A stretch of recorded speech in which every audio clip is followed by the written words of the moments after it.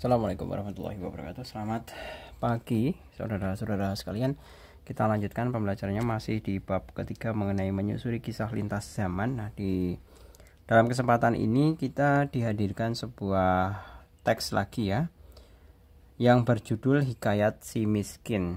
Nah, dalam konteks ini kita akan mencoba menjawab cerita ya, menjawab cerita dan juga mengisi tabel di atasnya. Nah, namun videonya nanti Pak Jul akan jadikan 2 ya, kalau misalkan terlalu panjang. Kalau misalkan tidak panjang ya sudah satu sesi video saja. Silakan kalian baca terlebih dahulu mengenai Hikayat Si Miskinnya. Ini termasuk kategorinya panjang ya.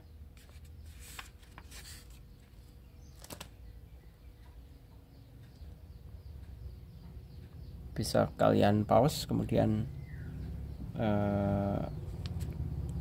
dibaca. Nah, kita mulai ke dalam konteks pemahaman ceritanya. Di sini pertanyaan pertama, apakah penggambaran karakter setiap tokoh memiliki porsi yang sama di dalam cerita? Jika tidak, tokoh mana yang mendapatkan porsi lebih banyak, atau jelaskan alasanmu. Nah, kita bisa menjawab bisa ya, juga bisa tidak ya, seperti ini. Untuk pertanyaan yang pertama itu, misalkan kalau kita bisa apakah penggambaran karakter setiap tokoh memiliki porsi yang sama di dalam cerita? Tidak. Misalkan kita menjawab tidak. Nah, tidak. Untuk kategori jawaban tidak, itu umumnya cerita itu hanya berfokus pada tokoh utama, ya,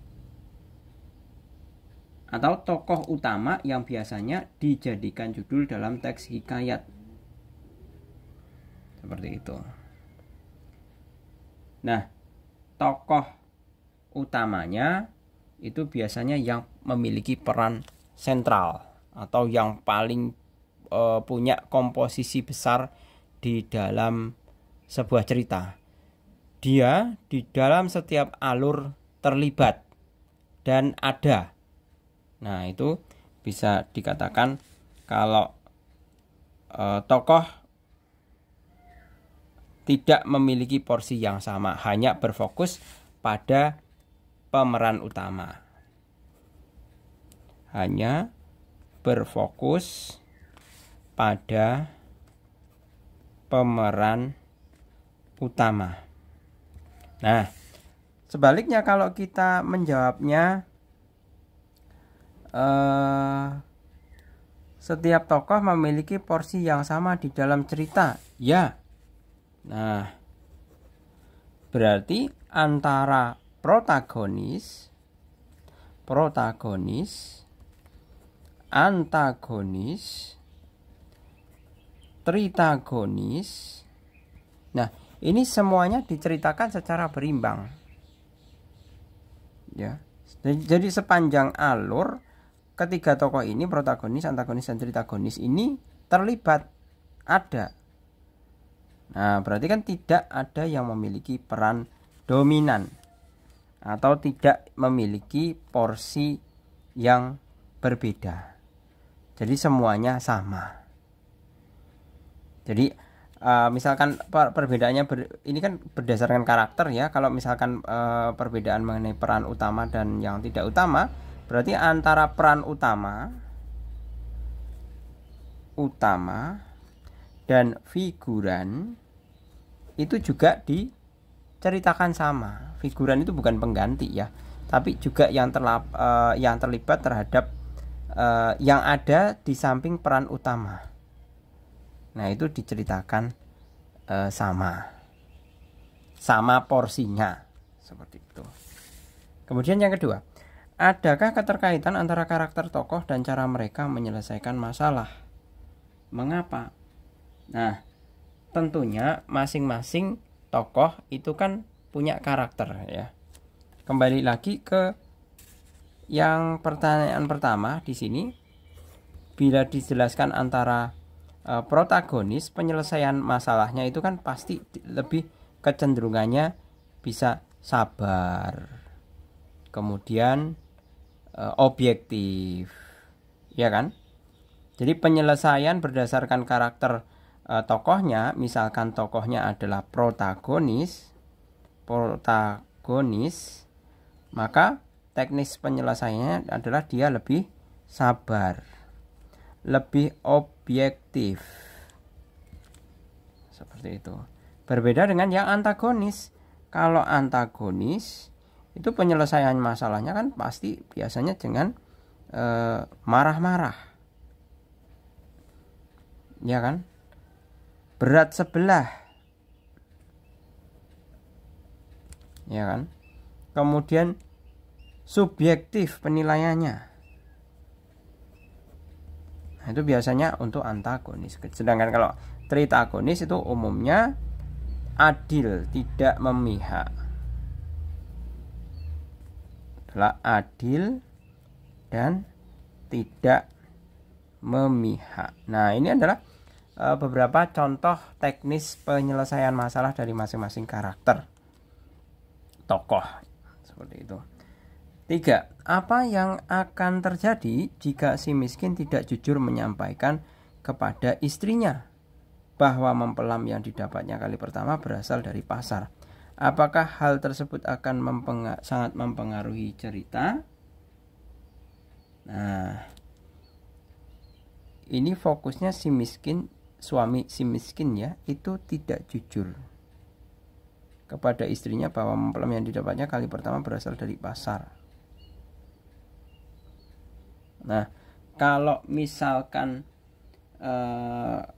si miskin tidak jujur, tentunya adalah istri si miskin tidak akan membujuk kembali. Jadi istri si miskin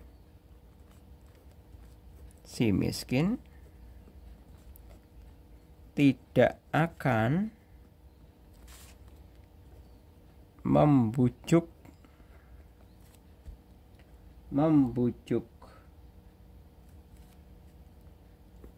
suaminya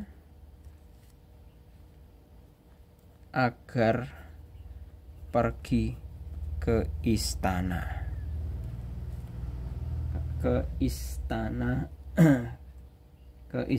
dan meminta mempelai.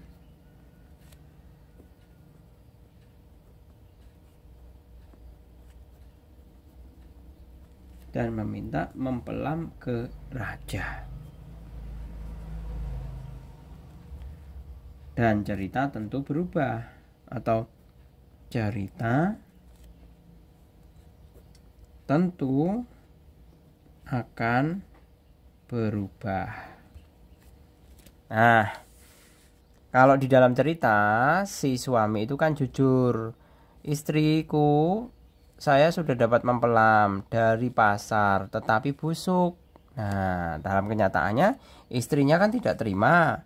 Saya tidak mau kalau yang busuk. Silahkan kamu cari ke raja, ke istana raja yang ada juga buah mempelam. Nah, beda cerita kalau manakala si miskin itu tidak jujur. Si suami ya, konteksnya si suami. Jadi manakala si suami bilang ini mempelamnya dari istana raja walaupun busuk.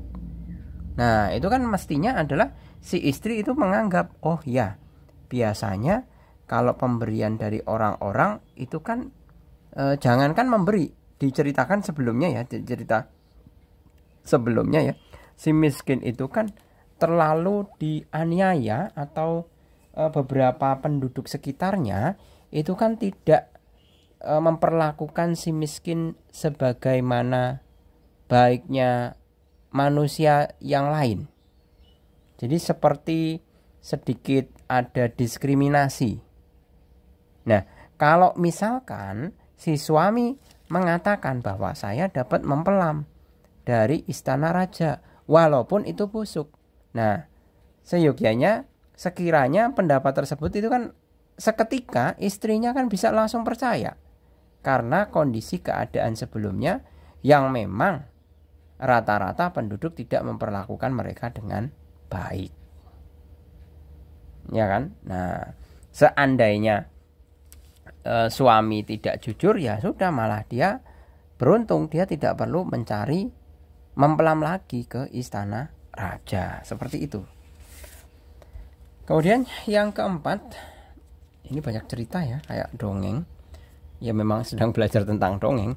Apakah kalian setuju dengan sikap si istri miskin yang menolak mempelam yang dibawa suaminya dari pasar?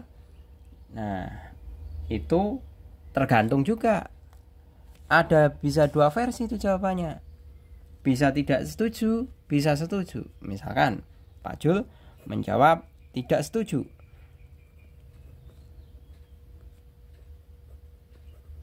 Nah, alasannya apa? Karena hal itu menunjukkan seorang istri yang zolim.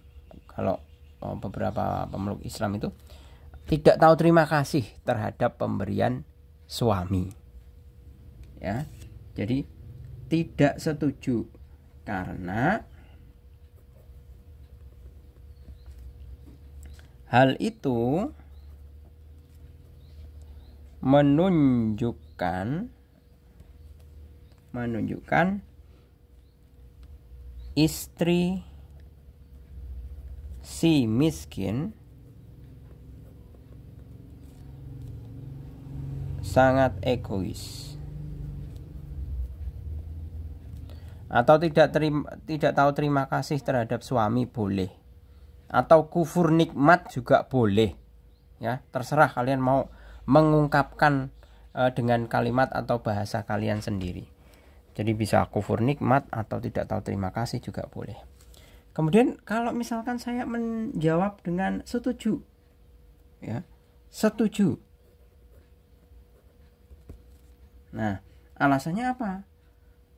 Alasannya adalah karena dia ingin menguji rasa sayang suaminya terhadap dirinya. Ya. Setuju karena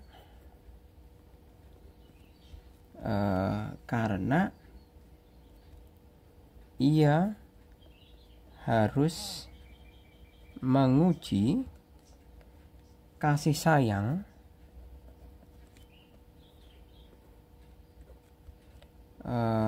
suami terhadap dirinya.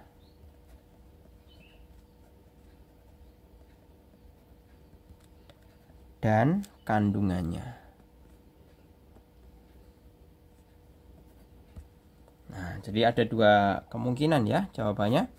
Jadi misalkan menolak itu bukan berarti, mungkin tadi kalau yang pertama kan kufur nikmat ya. Ini kan posisinya si istri itu kan mengidam. Ya. Mengidam. Itu umum terjadi pada seorang wanita yang hamil pada awal-awal semester, awal-awal bulan ya, atau kehamilan muda, itu merasakan ingin sesuatu yang sangat menggebu-gebu, itu mengidam, itu umum terjadi ya.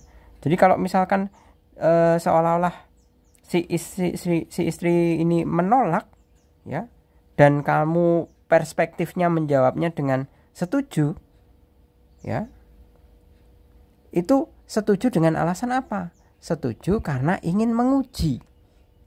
Oh, misalkan istri saya sudah saya carikan mempelam, tapi kok tidak mau dengan yang ini, ditolaknya. Nah, harapan si istri apa? Harapan si istri adalah kemudian si suami mencarikan mempelam yang lain lagi. Seperti itu.